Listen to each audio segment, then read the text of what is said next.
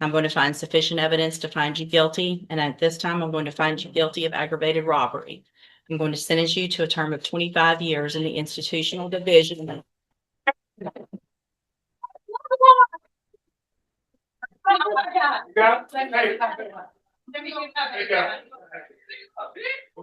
Welcome back to our legal coverage. We are inside a Texas courtroom for the sentencing of Cake. The defendant has already entered a guilty plea for a first-degree felony aggravated robbery. Today, the judge must decide between the defense's request for probation and the state's demand for a lengthy prison sentence. Watch as the prosecution presents surveillance video from the night of the crime, setting a somber tone for the proceedings. Good morning. Are you Caden Fontanet? And this is 25 DCCR 1759. Mr. Fontanet was previously in court, entered a plea of guilty to the first-degree felony offense of aggravated robbery. It was an unagreed plea. I've received the pre-sentence report. Have you both had an opportunity to review that report? We have, Your Honor. The state has, Judge. Are there any additions or corrections to the report? Not from the defense. Not from the state, Judge. And Mr. Coleman, you said you have a witness or some evidence. Actually, Judge, Mr. Rojas has graciously stipulated to the admission of the surveillance video from the convenience store in question. So Okay. I need to call my custodian record. With the court's permission, first of all, I'm offering states one. No, Judge. Make that states two, because this one was the plea admonishment documentation, please. I'm offering states two. No objection. States two is admitted. Permission to publish, Judge. Yes, sir.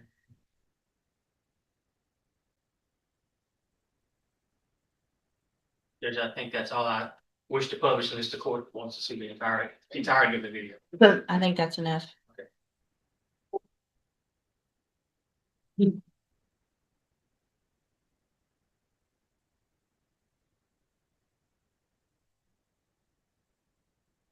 Oh, would you switch that back to the other? All right, I thought I did.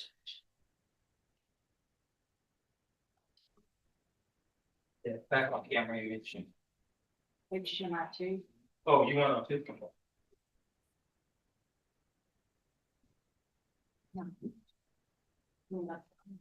Try one. Okay.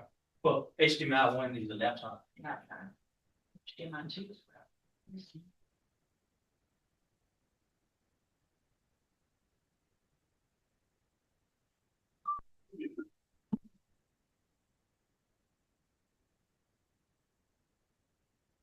There we go. Thank you. Any other evidence or witnesses? So just brief argument if I may. Any other evidence or witnesses for Mr. Rojas? No, Your Honor, just like, Mr. Rojas, you may make argument first. thank Go you, ahead. Judge. And obviously, after seeing that video, it makes what we're asking for harder to do. And what we're here asking for this morning, Judge, is probation. Mr. Fontainet's defense, he is a young offender. I know the court is tired of hearing the same story over and over, young guys with guns in here. He's got a limited criminal history. I believe this is his first felony. He's never been on any kind of felony supervision or felony probation.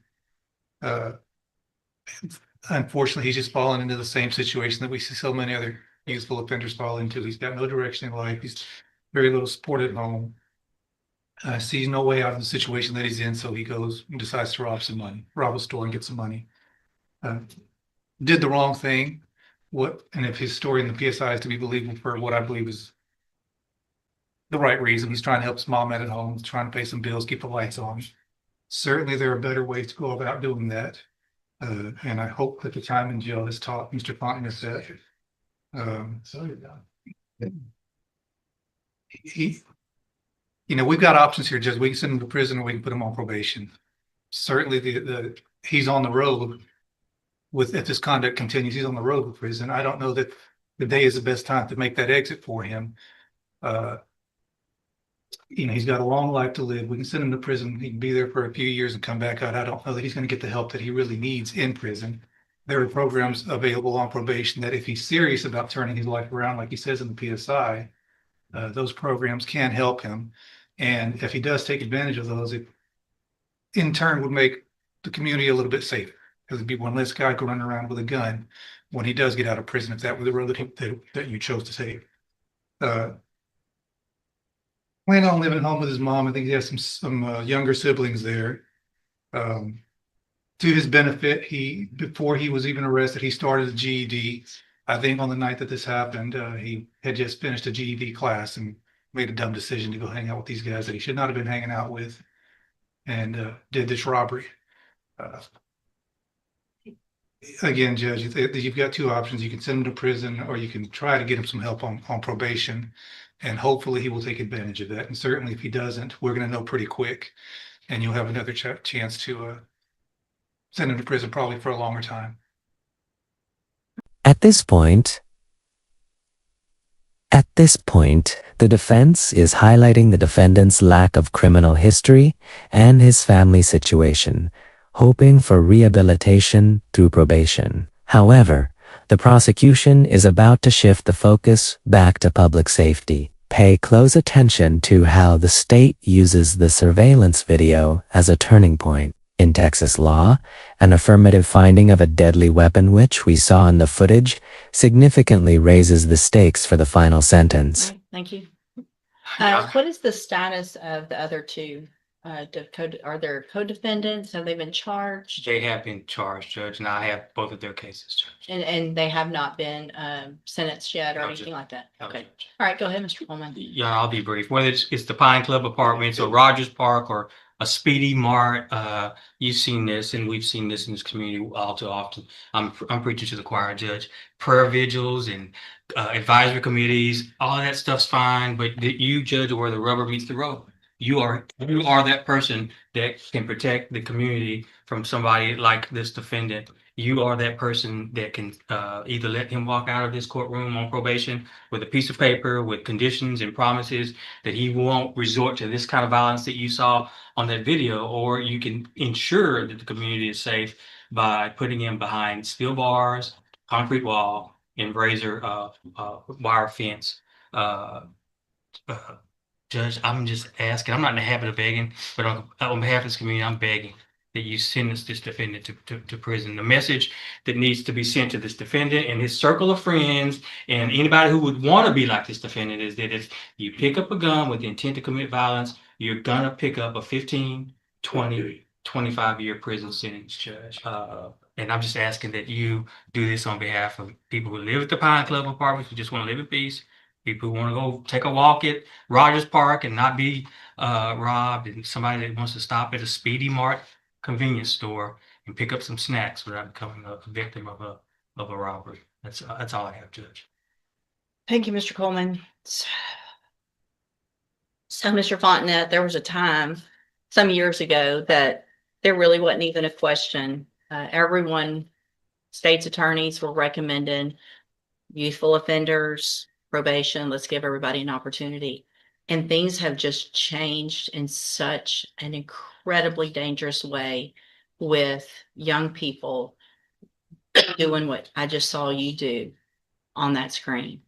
I cannot imagine the fear that person had that was working in that store, that he now has, just trying to go to work, make a living, and go home. And he has 3 people come in and not just grab a little quick something and run out, but terrorize him for quite some time. Pulling him around, yanking him around, putting guns in his face, all 3 of you. I also, in addition to the PSI, get jail incident reports. And you apparently like to fight and jump people, which is what's been happening in the jail. So it makes it very difficult for me to go, oh, this is somebody that's going to get out and behave, who can follow the rules, because you can't even follow the rules in jail. And the pre-sentence report shows that you're a high risk level, which tells me that after they've looked at everything, that you don't have, unfortunately, a good likelihood of being successful if I were to put you on probation. And Mr. Coleman's right, we're tired of it. And there's got to be something done. So in cause number 25, DCCR 1759, I'm going to find that you entered your plea of guilty freely and voluntarily. I'm going to find sufficient evidence to find you guilty, and at this time, I'm going to find you guilty of aggravated robbery. I'm going to sentence you to a term of 25 years in the institutional division. I'm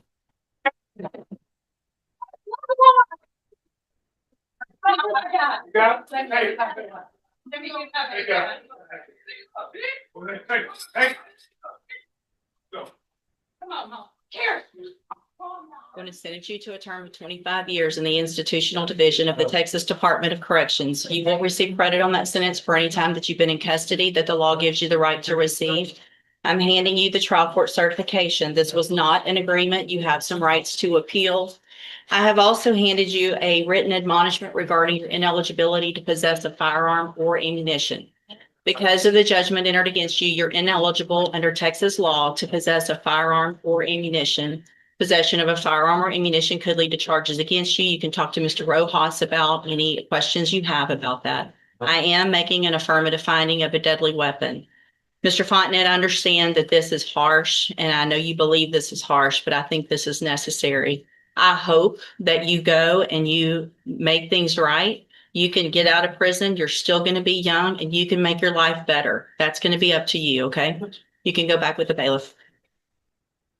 A heavy sentence for a young offender, citing the violent nature of the robbery and incident reports from the jail. The judge sentenced Fontenette to 25 years in the Texas Department of Corrections. While the defense argued for a second chance, the court's priority was the protection of the community. What do you think, was 25 years just? Or too harsh for a first-time felony? Let us know in the comments. And don't forget to like and subscribe for more legal breakdowns.